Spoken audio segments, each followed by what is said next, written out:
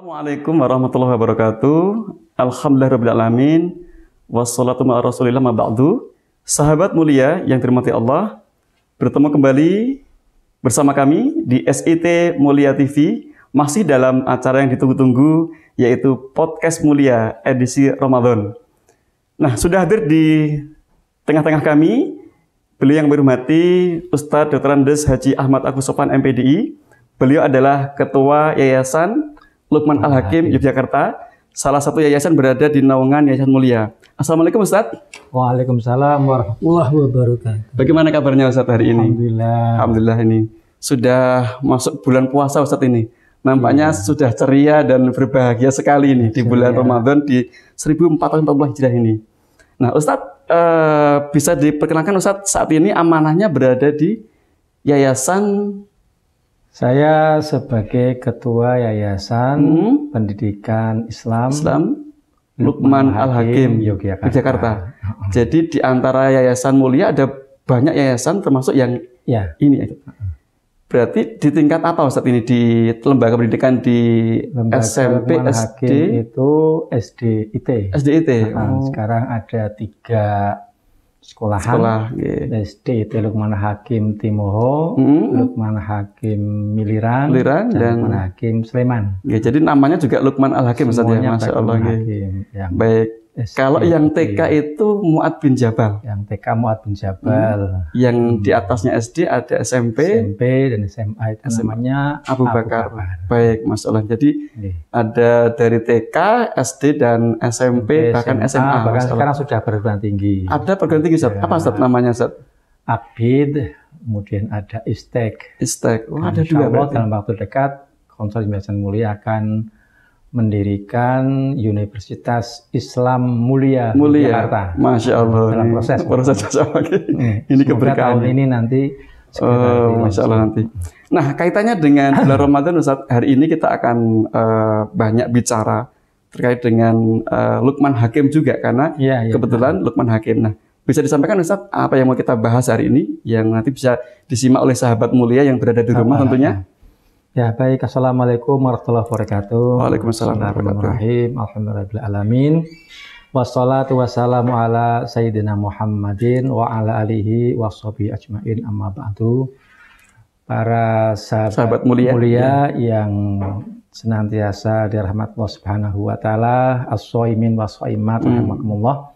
Alhamdulillah, pagi ini kita dapat berjumpa dalam acara Podcast Mulia edisi Ramadan, edisi Ramadan yang sangat ceria, sangat bahagia ini. Semoga Ramadan tetap kita dapat mengamalkan ibadah sebaik-baiknya dan kita laksanakan dengan penuh rasa semangat. Ini walaupun saya serak-serak karena puasa, tapi tetap semangat ya. Karena yang berbeda tahun ini sudah tidak seperti tahun lalu saat pandemi. Sekarang sudah betul-betul sudah nggak pandemi lagi, sudah ibadah secara full time. Jadi gini, kebetulan yayasan yang kami selenggarakan, kami dirikan sejak tahun 90 itu kan namanya Luqman Hakim. Luqman Al-Hakim. Itu sebenarnya bukan sekedar nama, memang punya sejarah, punya hikmah, dan harapannya menjadi inspirasi seluruh guru, karyawan, dan siswa, dan orang tua murid bagaimana mengambil hikmah-hikmah keteladanan dari seorang pilihan manusia, memang bukan Rasul, bukan Nabi ya, manusia yang pilihan, yang soleh, yang namanya diabadikan dalam Quran. Ada nama surat? Ada surat Luqman.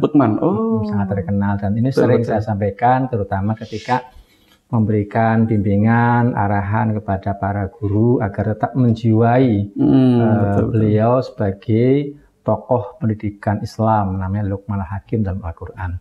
Dan yang paling terkenal dan insya Allah sebagian kita hafalkan surat Luqman ayat 12 sampai 19. Nah, kalau dikait-kaitkan di otak-atik dan maduk, dan insya Allah tetap pas ya.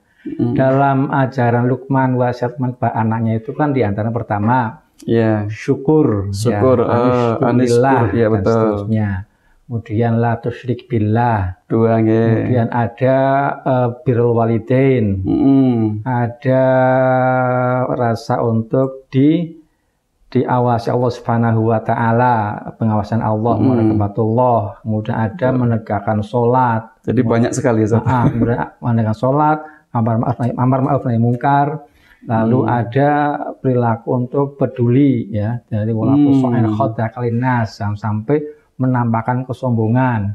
Betul. Yang terakhir jangan mengeraskan suaranya. Nah, itu kan semuanya ada dalam ibadah puasa kita. Betul Ustaz. Jadi yang pertama dari sisi syukur ya. Kita bersyukur dapat berpuasa dan kita nyambut puasa dengan gembira. Kata Nabi, man fariha bidukhuli Ramadan haramallahu jasadahu an anin niron. Artinya barang siapa yang semangat, yang senang, yang bersyukur, yang pokoknya menyambut Ramadan dengan menjalankan kebaikan-kebaikan, maka kata Nabi, Allah haramkan jasadnya neraka. Jadi senang saja sudah mendapatkan fadilah. Senangnya dengan ya, tidak hanya senang, senang ibadah lah. Semangat, tidak keluntruk-keluntruk, lidah-lidah, turap-turuk. Jadi penuh semangat dalam ibadah. Lalu kita puasa itu kan betul-betul menjalankan perintah Allah Subhanahu wa taala. Panggilan orang yang beriman. Artinya inti iman kan la tusyrik billah. Mentauhidkan Allah. Maka di situ ada ketika Luqman mengaji la tusyrik billah, puasa jelas. Kita hanya menyembah Allah Subhanahu wa taala. Lalu puasa juga kita mengajarkan berbuat kebaikan dan ujung kebaikan yang paling utama kan birrul walidain. Orang tua. Kan ada di sana kan? Betul. Tanggung jawab kita agar orang tuanya kita berbakti kepada orang tua yang kita miliki dan sebagainya lah. Nah, itu ya. Jadi ada puasa pun melatih bagaimana anak itu bisa berbakti kepada orang tuanya. Dan di bulan Ramadan itu bisa ditanamkan, Ustaz. Betul. Nilai-nilai syukur tadi itu. Juga ada nilai kejujuran. Ya, orang puasa itu kan jujur. Sebenarnya kalau dia ngapusi kan bisa aja. Kalau dia bukan misalnya ya pura-pura kelentar-kelentur kan bisa. Tapi bisa kan itu nggak sah. Tapi tidak dilakukan. Dengan puasa itu dia jujur, melatih kejujuran. Tambah lagi dengan puasa dia akan melakukan amar ma'ruf nahi mungkar. Banyak sekali kan. Di Ramadan ada banyak kegiatan pengajian, ada ceramah tarwih, ceramah subuh, ceramah duha, ceramah duhur, semuanya mengajak kebaikan-kebaikan. Ada syiar di sana juga. Dan amar ma'ruf nahi mungkar di bulan puasa itu sebenarnya sudah sistem, sudah kita serukan ya. Artinya tidak hanya seruan-seruan, bahkan kita mengajak kepada pemerintah untuk mengkondisikan mengatur tempat-tempat yang biasanya berpotensi kejadian terjadi kenakalan supaya dijaga agar dibereskan. Tempat-tempat yang menghibur macam-macam dikondisikan. Kan untuk bisa mengurangkan kan. Seandainya kondisi masyarakat yang tertata begini, pemerintahnya juga menyadari bahkan menyiapkan dana Ramadan itu dikerjakan di luar Ramadan, kan berkurang kemasyarakat. Iya betul. Artinya dengan puasa kita bisa menciptakan kondisi masyarakat yang meminimalisir kemungkaran-kemungkaran. Nah ini menarik Ustadz ini. Kaitannya dengan di surat Luqman tadi itu banyak ibrah yang kemudian bisa kita ambil. Nah dan nanti kita coba di Yayasan Luqman Hakim. Satu lagi. Nah, yang penting ini di akhir wasiat Luqman itu ada tentang la tusair khaddaka linnas. Jangan kamu menampakkan menyombongkan diri di depan manusia. Kemudian ada wasiat tentang jangan mengeraskan suaranya. Itu artinya dengan puasa kita akan punya rasa peduli dengan sesama. Kita bisa merasakan betapa laparnya orang yang kan tercipta di situ. Ada empati, ada peduli, merasakan kita nggak boleh marah-marah. Ya kan mau berkelahi kan tunggu baru lebaran.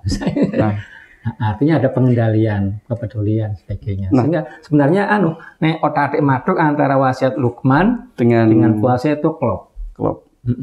Tinggal bagaimana apalagi yang kita punya Luqman ini bisa betul-betul. Nah ini menarik gini kaitannya dengan sahabat mulia yang nanti yang menyimak diskusi kita atau pembahasan ini sebagai orang tua Ustadz. Orang tua yang nanti mendampingi anaknya, baik nanti di pendidikan di sekolahnya, ataupun di momen Ramadan ini, orang tua punya peran apa Ustaz untuk tadi mewujudkan hikmah dari Luqman tadi? Kaitannya dengan ibadahnya begitu. Iya. Perannya justru sangat penting ya, sangat penting, sangat dibutuhkan. Baik itu mendorong, memotivasi, dan lagi menjadi teladan bagi anak-anaknya. Nah, ini yang agak berat. Ini yang sekarang agak susah, teladan untuk harus anak ini. Bahkan dengan ayat Luqman tadi ya, Alkitab ayat Luqman, kesempatan orang tua jadi teladan itu sangat kesempatan yang sangat berharga. Karena apa?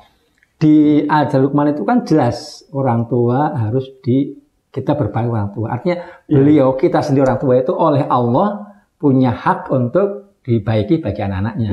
Nah, masa kita anak disuruh berbakti sama orang tuanya tidak memberikan contoh, itu kan nggak logis ya. Logikanya ketika orang tua itu diberikan hak bagi dia untuk dihormati anak, mosok dikasih kedudukan yang hebat, malah dianya nggak layak jadi contoh. Betul. Artinya justru jadi pertama keteladanan orang tua ya. Orang tua mendorong, kemudian memberikan fasilitas agar anaknya itu bisa beribadah sebaik-baik. Dan momentum Ramadan itu kan kedekatan dengan keluarga itu lebih banyak. Ada momentum sahur bersama, buka bersama juga. Sahur bersama tempatnya beda-beda. Beda-beda betul. Di keluarganya kan pasti itu, ada momentum juga tarawih. Nah, itu media orang tua juga untuk tadi menjadi contoh untuk teladan bagi anaknya nanti itu. Saya punya harapan ya, yang selalu keinginan saya untuk anak-anak Luqman Hakim ini ya. Ketika di sekolah sudah full day kan dari pagi sampai sore, sementara puasa nanti diharapkan untuk bisa berkiprah di masyarakatnya. Artinya setelah pulang sekolah, mungkin sekolah tidak sampai sore. Kalau kan Ramadan biasanya sampai setengah hari, sampai setengah hari biasanya. Mungkin habis zuhur masih ada kegiatan, asar sudah pulang. Iya betul. Diharapkan ya anak-anak kita itu yang terlatih ibadah di sekolah ini bisa diterapkan. Kan di masyarakat kan musim ibadah. Iya betul. Ojo nganti jangan sampai tidak ketika masyarakat pada semangat ibadah, yang biasa ibadah malah sembunyi kan kelihatan. Jadi anak-anak kita ya kalau syukur bisa adzan di masjid, sholat, adzan asar, adzan maghrib ya. Iya betul. Silahkan lakukan adzan sehingga pahalanya banyak. Syukur bisa, anak-anak kita kan kelas 2, 3 kan sudah bisa pada baca Quran kan? Sudah sampai di sana sampai. Tunjukkanlah bahwa anak kita itu juga mampu mengajar Quran. Maka tolong yang sudah kelas 3, kelas 4 itu membantu TPA di kampungnya, di masjidnya. Bagus sekali. Jadi jangan sampai ada anak yang tidak ngajar. Bagaimana caranya ya? Jadi, atau sifatnya mungkin diberi penugasan yang sudah kelas atas gitu. Kami mungkin nanti akan menyarankan kepala sekolah ya. Bagaimana ada anak-anak itu ada keterlibatan di masyarakat yang sekarang sedang musim orang ibadah, musim orang haji. Jangan sampai anak kita justru tinggalan dengan cara tadi ya, dilibatkan di panitia Ramadan, kemudian tadi ya bisa membantu takjilan dan sebagainya. Itu kan sarana untuk bermasyarakat. Yang paling. Masya Allah. Jadi artinya di dalam bulan Ramadan ini orang tua juga punya peran untuk mendidik anak, bahkan kebersamaan itu bisa dibangun di sana. Apalagi di Ramadan 1444 Hijriah ini. Kita sudah betul-betul merasakan suasana yang seperti dulu, Ustaz. Dimana mungkin nanti di bulan Ramadan ini kita sudah bisa takbiran lagi, sudah normal, sudah bisa setelah setelah Ramadan selesai ya takbirannya. Syawal gitu ya. Artinya yang dulu-dulu tidak bisa dilakukan tapi tahun ini sudah bisa dilakukan itu. Nah, kira-kira harapan dari Ustaz Agus selaku ketua yayasan di Luqman Hakim ini khususnya kepada anak-anak kita. Tentu kita bisa berharap lah, artinya betul-betul ini mewarnai ya Ramadan ini, mewarnai kepada anak-anak kita. Tidak hanya, kalau katanya dengan surat kemarin kan ada aqimis sholat dari sholatnya, juga adab-adabnya, akhlak-akhlaknya, dan seterusnya itu. Nah kira-kira Ustaz, apa saja yang harus dimiliki anak-anak ini? Selain nanti kita guru sebagai guru mendampingi juga di sekolah, apakah diperlukan mutaba'ah tadi itu? Nah zaman dulu saya masih SD itu apakah masih diperlukan Ustaz? Yang sekarang ini mungkin tidak hanya sholatnya tapi juga adabnya, akhlaknya apakah diperlukan Ustaz kira-kira gitu? Iya, anak-anak kita sudah akrab dengan HP sebenarnya. Oh gitu ya. Beberapa harusnya itu kalau dulu kan kiwir-kiwir bawa buku. Oh iya betul. Gimana kalau misalnya HP ini?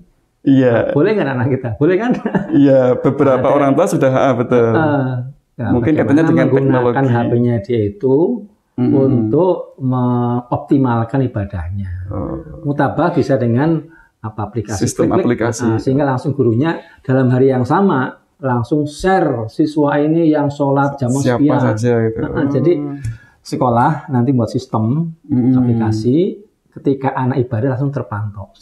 Dari 680 berapa siswa? Ya, satu unit ya. Yang tanggal 2 Ramadan, tanggal sekian Ramadan sholat tarawih berapa orang? Ayo. Langsung bisa diketahui. Sehingga kepala sekolah setiap hari dimantau. Oh, anak kita kondisinya naik turun, kelihatan. Jangan sampai kita punya alat yang canggih tidak dimanfaatkan, hanya dilarang, sementara nggak mungkin anak dilarang, kan? Mendingan langsung dipakai di aplikasinya, langsung muncul grafik, langsung kelihatan anak yang tarawih, anak yang ngajar sekian. Ketika saya tanya Pak Singgi berapa anak-anak kita yang jadi guru TPA, langsung saya bilang, Afan ya, saya belum punya datanya, nggak boleh gitu. Karena sudah canggih alatnya. Jadi ini betul. Ke depan seperti itu, kita nggak boleh melarang anak main HP sementara gurunya juga main HP. Orang tuh artinya gimana? Justru ini menjadi momentum juga orang tua untuk pendampingan ya. Karena ini kan ada Al-Quran, ada hadis, ada nasihat, macam-macam, nonton ceramahnya Ustaz kan kamu ini. Bagaimana kita ada broadcast, ada macam-macam, anak nggak boleh pinjam HP. Oh iya. Kalau anak pinjam HP harus selaras gitu ya. Bagaimana caranya ya kita mengakses itu. Kawan-kawan buat sistemnya. Ya, artinya tetap pendampingan orang tua pendampingan dalam artian tadi. Karena kita kan pengen mutabaah anak itu juga nanti ada peran orang tua. Apakah nanti mengingatkan atau mungkin tadi memastikan anak sudah mengerjakan yang menjadi tugas dia atau menjadi amanah dia. Katakanlah sudah sholat tarawih dan memastikan anak sudah laporan atau sudah mengisi mutabaah yang. Tapi tujuan utama memang untuk tadi terbiasa untuk beribadah. Tapi alat penting ya. Ada mutabaah itu penting, harus ada. Apalagi anak-anak, wong kita aja kalau nggak di mutabaah kadang-kadang lalai ya. Artinya mutabaah penting, tapi kami harap untuk Ramadan ini jangan nggak perlu pakai kertas ya, mahal ya. Ngurangi biaya. Iya sih. Kadang-kadang cuma numpuk selesai sudah ditumpuk-tumpuk gitu. Iya, jadi lebih enak lagi lah. Karena itu kalau dengan aplikasi kan setiap saat bisa dipantau. Dipantau betul ya. Langsung. Nanti kalau diminta bukti fisik ya ini fisiknya saja, tidak perlu kertas itu. Baik Ustaz. Iya. Jadi Masya Allah dari Luqman Hakim sahabat ini yang kita banyak ibrohnya dan semua penting lah Ustaz ya. Tadi mulai dari rasa syukur kita bulan Ramadan ini, kita dipertemukan Ramadan ini, kemudian tauhidnya juga tidak menyekutukan Allah, kemudian ibadah sholatnya juga ada di sana. Nah kira-kira yang sangat perlu nanti pada akhirnya Ustaz, kita menghadapi Ramadan itu kan di awal kadang-kadang semangat Ustaz. Iya. Kan gitu. Apa saja yang perlu dikuatkan lagi untuk bisa menteladani itu? Kembali kepada Wadah Imato ya. Saya pernah sampaikan ke para kepala sekolah dan juga terutama yang sudah menerapkan itu di TK. Ada istilah sejuta pesan. Sejuta pesan. Sejuta kan banyak ya? Ya, 1000. Ya lebih banyak dari 1000. Sejuta. Nah itu singkatan. Sejuta semangat, jujur, tanggung jawab, peduli, santun. Harus semangat itu syukur. Orang syukur masih semangat. Kamu syukur kok kelentar-kelentur kan? Iya. Jadi masuk kan?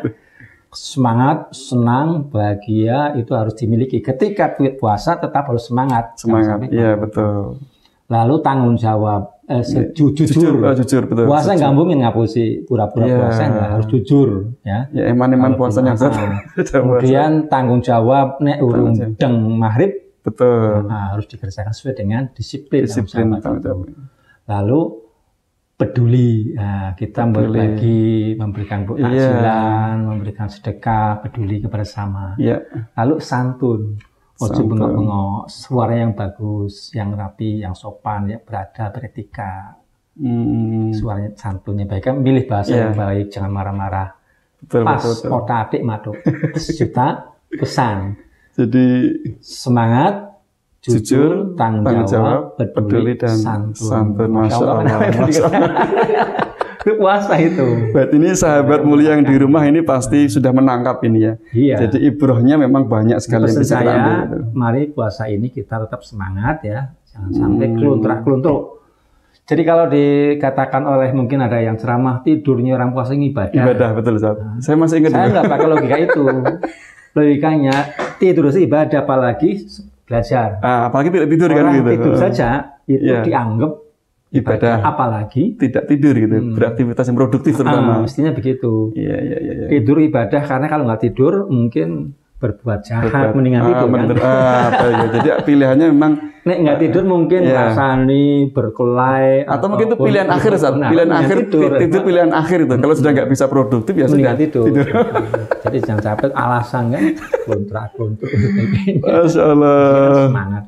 Para kalau sahabat mulia yang saya hormati, ini pada hari ini memang beliau Ustaz Agus Ahmad Agus Sofwan ini selain sebagai praktisi juga beliau sebagai pemerhati juga, sehingga banyak yang tadi beliau sampaikan pada kita yang akhirnya menjadikan Ramadan ini berbeda dengan Ramadan yang lalu, bahkan Ramadan yang terbaik insya Allah Ustaz. Nah sebagai terakhir Ustaz, mungkin ada pesan untuk sahabat mulia yang di rumah ataupun nanti kepada keluarga besar, sekali lagi Lukman Al-Hakim yang menaungi 3 SD ya. Lukman Hakim Timoho, Lukman Hakim yang pertama Timoho betul. Sejak tahun 95.